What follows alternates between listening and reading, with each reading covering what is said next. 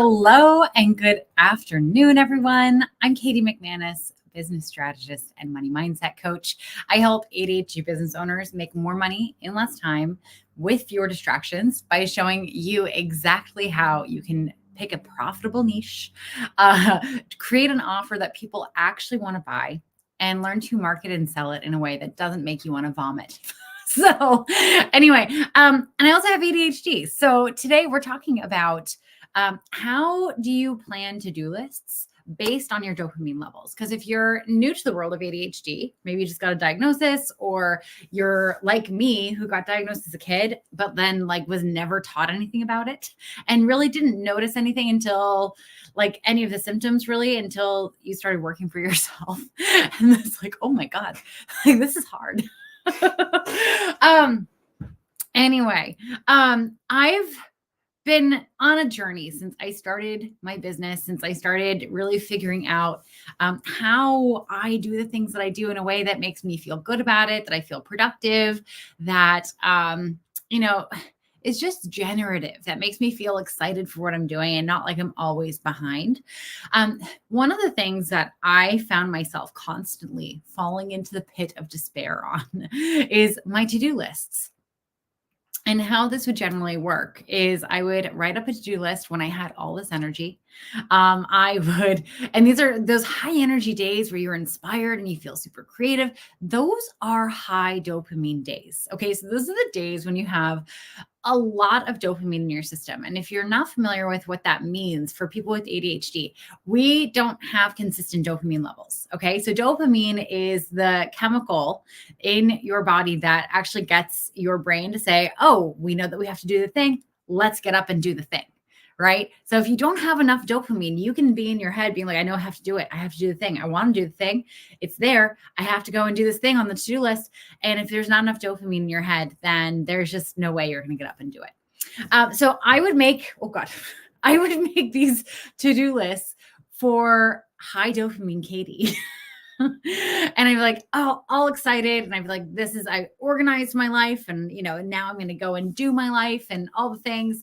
And the next day when I got to do the work, typically it was a low dopamine day because usually a high dopamine day is not followed by another high dopamine day. You usually use up a lot of dopamine in that first day. And then you spend the next couple of days, kind of building it back up. This is not helpful. Because on that second day, what typically happens is you're looking at this list that you made when you had a lot of dopamine, you had a lot of energy, and you're thinking, okay, yeah, I know, this is a really great idea. I have to do everything on this list. And you just don't do it. You don't do it. You're so tired. You don't have the energy. Your executive dysfunction is acting up and you start feeling like a failure. All day, you're like, I know what I have to do. Why can't I do it? And it's literally because you just don't have enough dopamine in your system. Now, how this kind of snowballs is typically when you have a high dopamine day where you come up with all the things that you need to do, and then you have a low dopamine day where you don't follow through on all the things that you assigned yourself to do.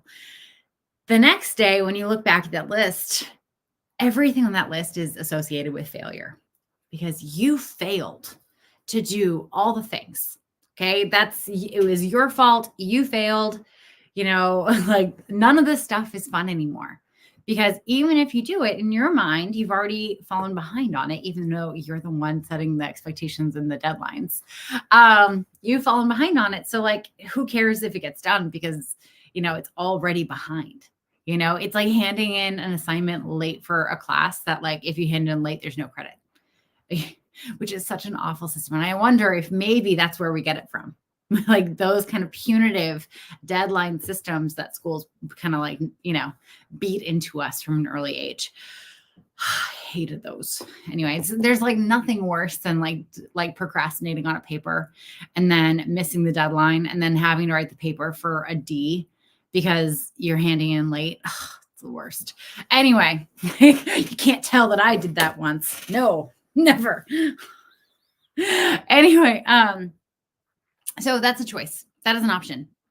It's an option that a lot of us go by default because it's the neurotypical way of organizing our tasks, right? So typically when we learn how to organize our work and how we're going to tackle stuff, we learn it from neurotypicals. We learn it from the people who've organized the world. And, that's nice for them. Really, really happy that that works for them. It does not work for us. It just does not. There's a better way, however. So something that I have started doing that makes a massive difference when I'm trying to organize my thoughts, really want to get a lot of stuff done, but also have to account for these high and low dopamine days, is I actually make 2 lists.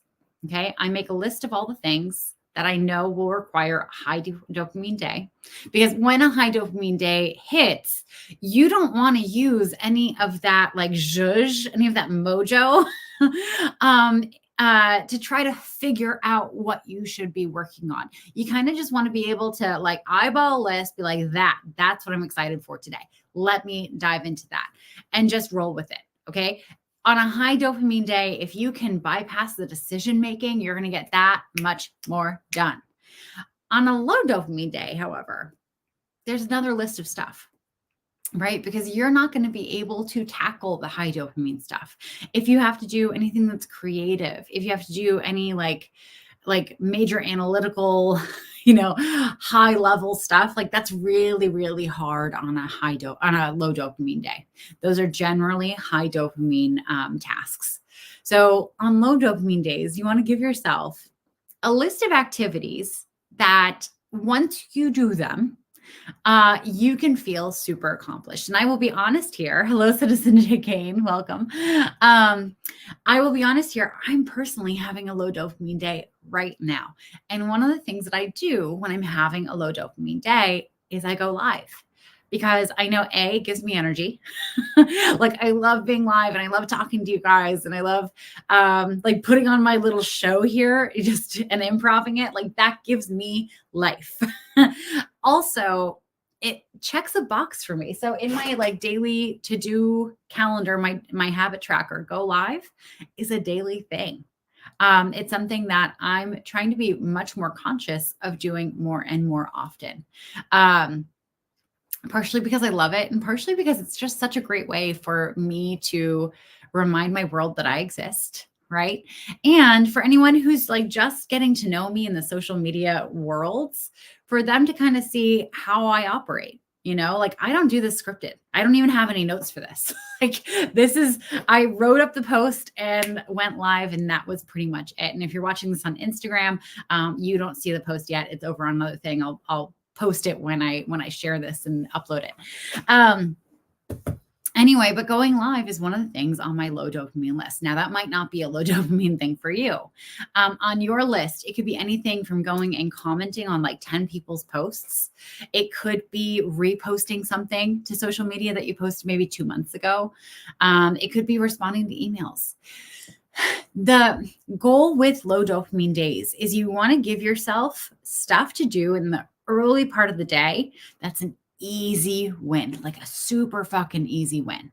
Okay. That is the best thing you can do for yourself, because when you have a little list of things that you need to do and you cross one off, you get a little drip of dopamine. And when you cross another thing off, you get another little drip of dopamine. So I don't care if on that low dopamine list, like you have brush your teeth, walk your dog, eat breakfast, sign into LinkedIn, check what's going on in the world. As you cross those things off, you're going to get another and another and another drip of dopamine. And that will snowball into letting you do more high dopamine tasks later in the day. Most of the time, with some exceptions. Sometimes you have a low dopamine day and it stays a low dopamine day.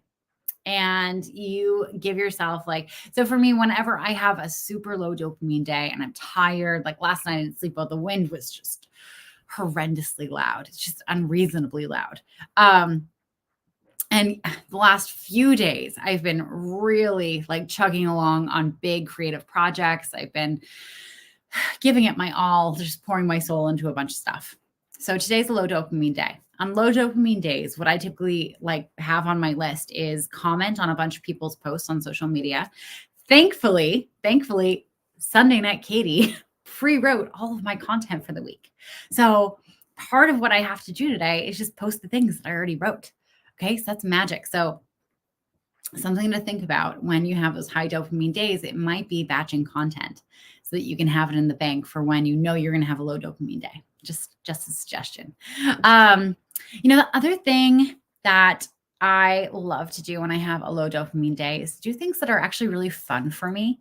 So for instance, I'm doing a challenge, or it's not really a challenge. It's my gift, my holiday gift to my world. It's called the 10 days to stop being a weenie and get to six figures in 12 months. It's a play on the song, the 12 days of Christmas. Like it's a stretch though. And it doesn't rhyme. It's not musical. I'm not going to sing it. But every single day for 12 days, I'm going to be sending emails to the people who signed up for it, training them on a thing that will help them get to six figures in the next 12 months. So the full year of 2024, they're going to know exactly all the areas that they're going to have to work on if they go through this little 12-day course. And it starts on December 12th. I'm having so much fun creating content for it because it's silly. On low dopamine days, the sillier, the better. The more kind of besides the point, playful, the more you're going to get out of it, right?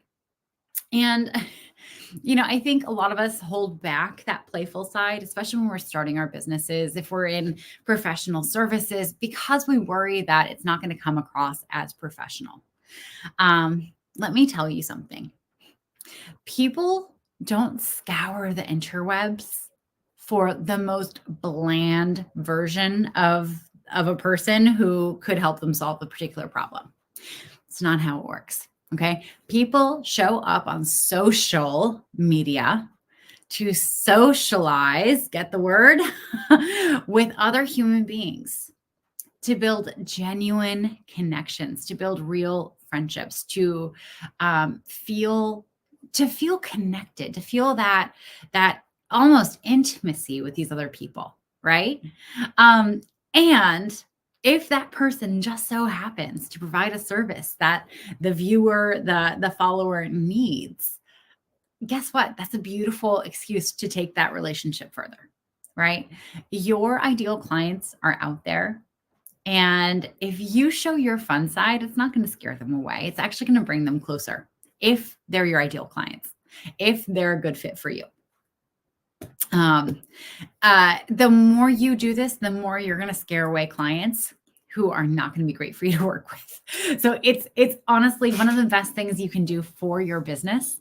So on low dopamine days, you really want to prioritize those easy tasks, things that you can just get done, cross off the list, feel good about it. You want to have as much fun as possible. You also want to get out. On a low dopamine day, one of the things that can really help you up your dopamine is just going for a walk, taking your dog if you have a dog, or just getting out of the house and going and seeing something. You don't even have to get out of the car. If you just want to drive to a place that you've never been before, just go on a 20-minute drive. Getting out of the house, seeing something, changing your perspective on the world, even if you're not getting out of your car, is a really helpful thing to do to spur creativity, to just get you out of the stale energy that we typically create when we're having a low dopamine day. There's also a practice that if you haven't heard of it, I'm about to share it with you. Weird walks. And it's not that you're walking around woo, that's not it. On a weird walk, you're basically walking until you see something weird. Okay. These are great in cities because there's so much weird shit in cities. But if you want to go and give yourself a boost of dopamine, go and do a weird walk. Walk until you see something weird. It's interesting because it's a mindfulness practice, in its essence, because you're walking and you're not looking at your phone because you are just scanning the world. You become super hyper aware of all these random things. And there could be buildings that you walk past every single day that you never noticed what color they were, right? That's a really weird shade of orange. Does that count as weird? No, that doesn't qualify as weird, but I'm going to keep looking. you become really hyper aware of everything that's in your vicinity, and you get tuned into it in a way that we don't typically do when we're walking by, just on our way from point A to point B. So a weird way or a weird walk is a great way to give yourself a little dopamine hit. But I mean, to set yourself up for success, the best thing you can do for those high dopamine days and those low dopamine days is to have separate to-do lists. You have to figure out for you, what is the thing that is really easy for you to do on a low dopamine day? And what are the things that are a bigger energetic lift that you're going to need more energy for? You're going to need more creativity. You're going to need, just more zhuzh, more mojo for. Gosh, I'm about to be greeted by my dog. I just heard her coming up the stairs. Anyway, I hope this has been super helpful. If you have any questions, if you're really struggling with like high dopamine, low dopamine, I invite you to come and check out the Weenie Cast. It's my podcast. It's for ADHD business owners. It's short, sweet, to the point. It's everywhere that podcast can be found. Okay. So YouTube or iTunes, Spotify, all the rest. I don't know the rest. My producer puts them everywhere. And also, if you want to join the 12-day challenge, the 12 days of Stop Being a Weenie, where I'm going to be laying out the 12 things that you need to do to hit six figures in 2024, then I want you to go. I'm going to upload it actually into my link in bio for Instagram. But if you're watching this on Instagram, on LinkedIn, it's my latest post. I have the link in there, and I'll also be putting in my link tree. So, but I cannot wait to see you all tomorrow. Hopefully I have more dopamine. And until then, have an amazing day, everyone. And thanks for watching Citizen JK. Bye.